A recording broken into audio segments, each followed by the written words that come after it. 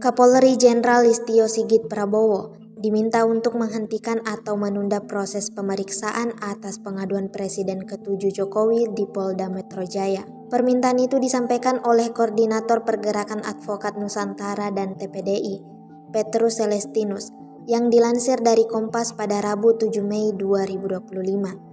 Menurut Petrus, saat ini Bareskrim Polri tengah menangani laporan dari TPUA yang menyoroti dugaan ijazah palsu milik Jokowi saat kuliah di Fakultas Kehutanan UGM. Kata Petrus, proses penyelidikan atas dugaan ijazah palsu harus diprioritaskan dan diselesaikan lebih dulu. Karena selama menjadi polemik bertahun-tahun, Jokowi tidak pernah memberikan klarifikasi atau menunjukkan bukti atas keabsahan ijazahnya. Ia menilai keaslian ijazah Jokowi penting untuk dibuktikan di pengadilan karena menyangkut marwah lembaga pendidikan, kalangan intelektual hingga kehormatan lembaga kepresidenan. Petrus juga menanggapi laporan Jokowi pada 30 April 2025 terkait dugaan pencemaran nama baik.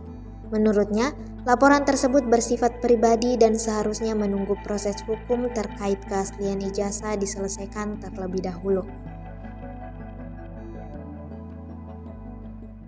Download Tribun X sekarang, menghadirkan lokal menjadi Indonesia.